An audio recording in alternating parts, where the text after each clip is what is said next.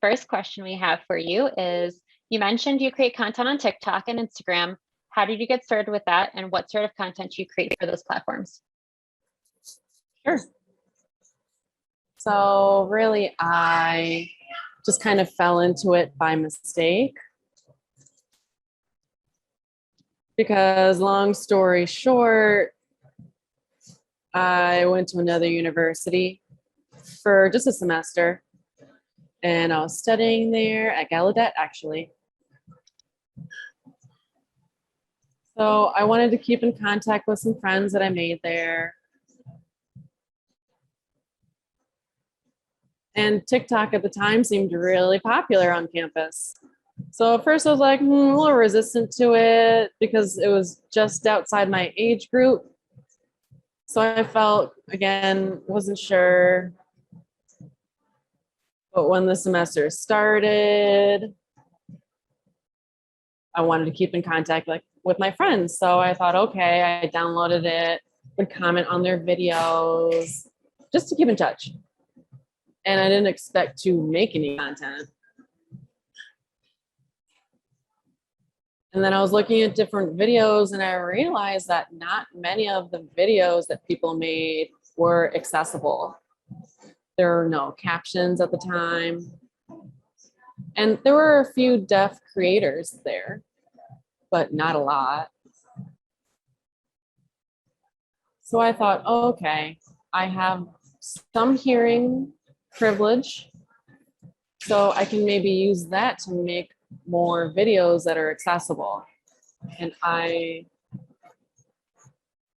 do like a duet, for example. I can have one half of the screen as a regular video, and the other half I can interpret or sign. And that was my original intent. And then as I watched more and more videos, I was kind of laughing, enjoying myself, and just kind of thinking, okay, fine, I guess I could think of something cute that I could video myself signing. And I didn't expect it to kind of blow up the way that it did, because I just kept it in my circle of friends, but it blew up. And they wanted more, so I provided more. And then the rest is history. That's awesome. And I just checked and I saw that you are up to, at least on Instagram, 6,000 followers. So that says a lot. I'm sure since your content started coming out, I'm assuming that it took off from there. Awesome.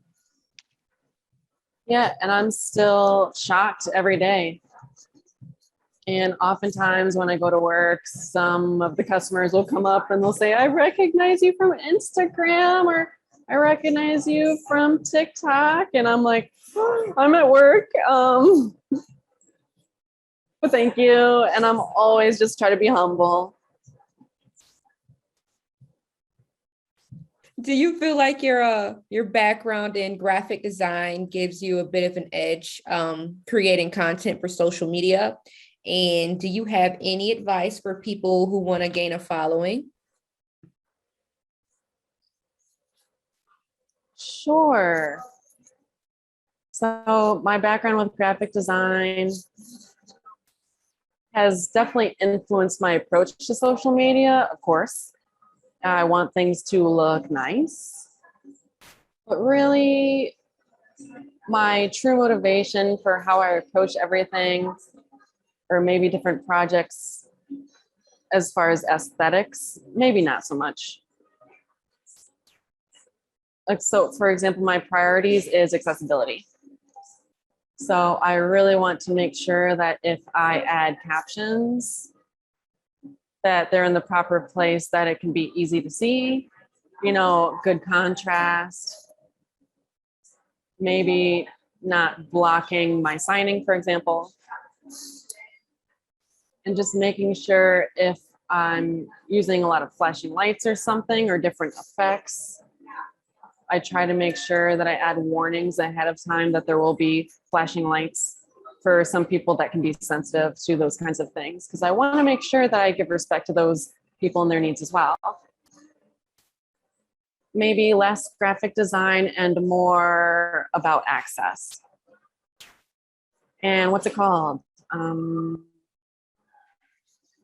Universal design, we'll call it. That is more of my preference or priority right now. Now, everything won't always be perfect and always be accessible, but I do try my best. And I wish that hearing creators could have their own voice and own recognition. You know, they don't often add captions, and it's not required to fix captions, where I make sure that I put the captions myself. And that's always accessible for people that need captions or need the words bigger, for example, to be able to read. Some people need more contrast. So it's just so much. There's only so much I can provide. And really, there are some limitations. But especially with all of this, I personally think anyone can become a creator. I encourage it. And really, there are many people that ask me, you know, how did you become so big on TikTok? How did you become so big on Instagram? And I just tell them, I really don't know. But my influence on everyone and their stories has been worth sharing. And I find that the more avenues that I take advantage of, you know, and different people that I've met, I can share their stories, whether they're people of color, you know, maybe, for example, more Black creators, deaf or disabled creators, you know, there's a long list, but each of them have their own stories to tell. And I'm really sick of seeing the same old white domination,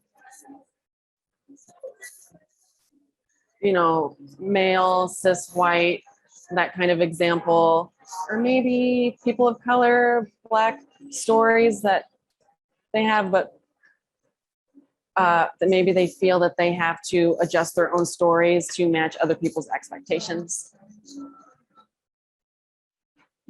And as a creator, you should be able to make your own rules. And if people disagree, okay, maybe your content is not for them.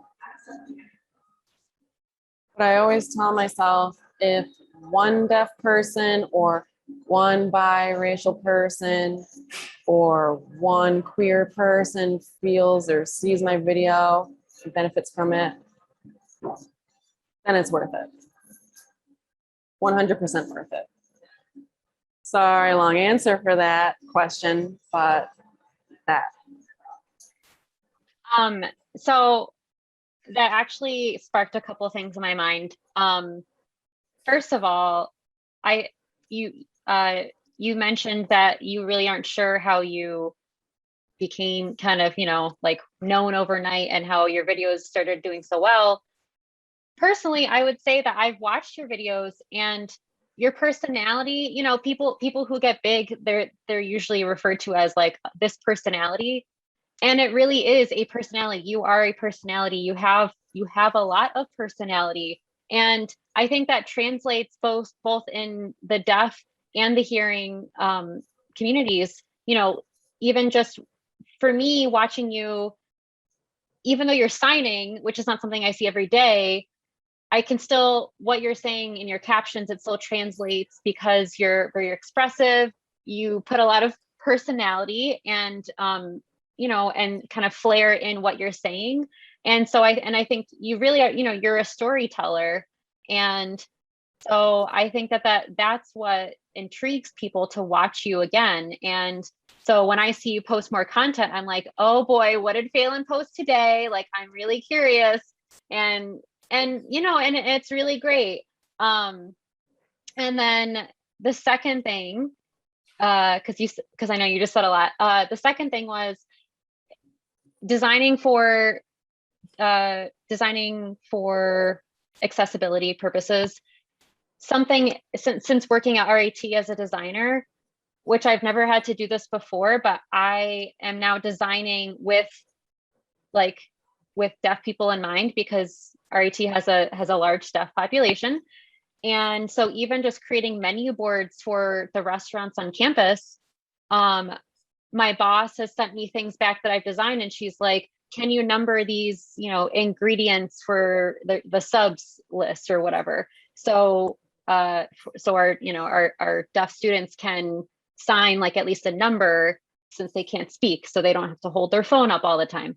And so, again, that's just something that we're not usually trained to think that way, but we really should start doing that. And I'm happy that I'm working somewhere where we're keeping everyone like in mind for how we design. So Right. And I mean, universal design, like one point of universal design, you will never satisfy the needs of everyone. There will always be a person who's left out. But it's more of the thought process. Who's in the room? Who's not in the room? Who am I not keeping in consideration about this event? And really thinking hard about, okay, I have my own experiences. And what privilege do I have that would make me ignore the needs of others? So, for example, I will never know the experience of Black people, period, never. So when I approach my work, I probably miss on some things that maybe they will think of and say, oh, they should have included this. But I know that I will miss out on some of those thoughts because in general, I'm always trying to learn more about those people and fill in those gaps as much as possible.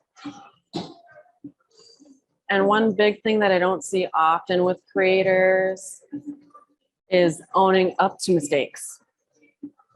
And that is really hard on the internet because, cancel culture, or it's just easy to ignore people, delete them out of your life. If you say one comment, for example. But really, I had a mistake happen where I was just having a discussion about, what was it? Sorry. Acronym for non-binary, NB, and how that word, like non-binary summarizes NB, but for Black people who use the word, they use the word to describe it as non-Black, not Black people. So that had showed up first before I knew about non-binary before not Black. But then the discussion came up on Twitter where NB, not Black, came up first. So I was told not to use that acronym for non-binary, just to summarize the experience. But with ASL, we use so many acronyms all the time to, for new words, for example, in sentences, like no good, we will sign NG, which means no good. So I started asking that person who was Black themselves, like, oh, is there an exception for ASL or just in general? And I was trying to seek for, out Black deaf signers and their answer.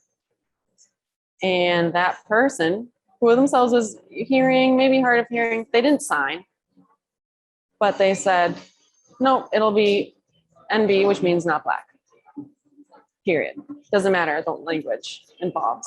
And I was, at first very resistant because I was just unsure. And, with comments on Twitter, I admit that I was really dismissive. And then it took a Black signer to say, no, actually, as Black people, we are experts in our identity and do not have the right to our story. And if a Black deaf person disagrees with something that a Black hearing person says, we can let them know. Or it's not on you, for example. But after that, I was like, you're right.